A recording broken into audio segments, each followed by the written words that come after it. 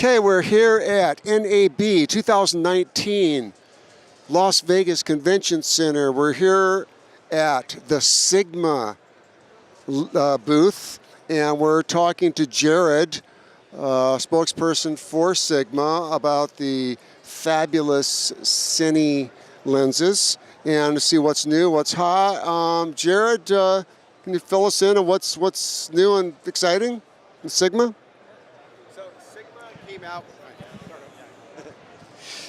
So Sigma came out with their line of cinema lenses, announced it in 2016. We've added a few lenses to the line, and as of today we have 10 full-frame primes, we have 1 full-frame zoom, and we have 2 Super 35 zooms. These lenses were inspired by our art series of lenses, which we announced that line of lenses back in 2012. Sigma's purpose at that point was to make the highest quality photo lens possible, but still keep it at a reasonable price.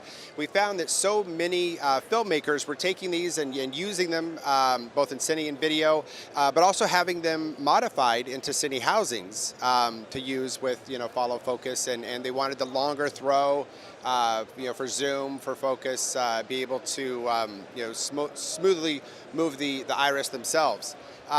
So the last year we've come out with 3 new lenses, a 28mm T1.5, a 40mm T1.5, and a 105 T1.5. The 28 and the 40 were a direct response to the demand of the cine market. Those are both very, very popular focal lengths among filmmakers, so Sigma delivered. What's new about the 40 versus the other lenses is, as I said before, the art series of lenses was the inspiration for the cine lenses. So it was basically the same optical design that they just used in the cine lens. The 40, on the other hand, was actually the first lens that they designed with cine in mind from the ground up, and then made a still version as well. We're looking forward to announcing more lenses in the cine lineup. I don't personally know what they are. Sigma holds their cards very close to the vest. They don't say what the roadmap is or what's coming. But one of the things that Sigma has really done well over the years, and especially with the cinema line, is listen to filmmakers. Ask what the market wants, what the industry really needs, and then delivers on that. Are there any films that are currently in production that are using the Sigmas that we should know about, or any secrets? Yes, but not anything that we're at liberty to talk about right now.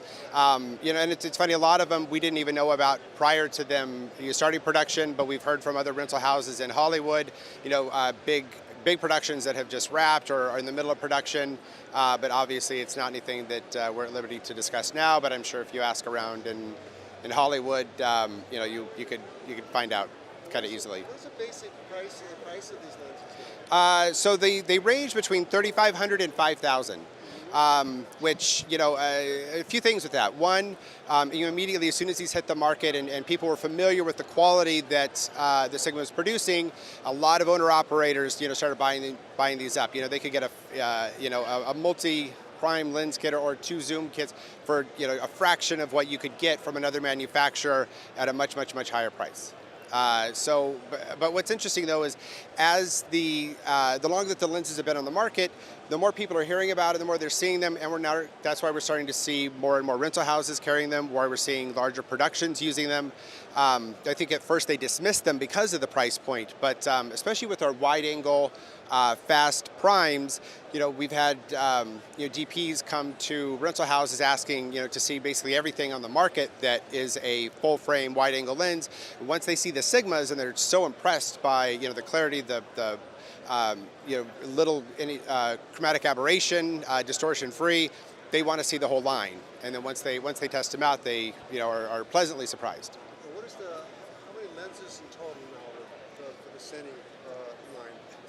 13. So there's 2 Super 35 zooms. They're both T2. It's an 18 to 35 and a 50 to 100. There's 1 full frame zoom. It's a 24 to 35 T2.2.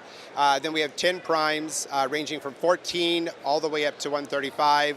The ultra wide and the 135 are both T2s. All the rest of the primes are 1.5s. Sure. So we make these lenses in PL, EF, and E mount. We do our own conversion from EF to E. Right now, it's not user interchangeable, but I've heard some people that are handy with a screwdriver. There are electronics involved with those, so it's not something that we recommend users doing, but it's not unheard of that people have changed themselves.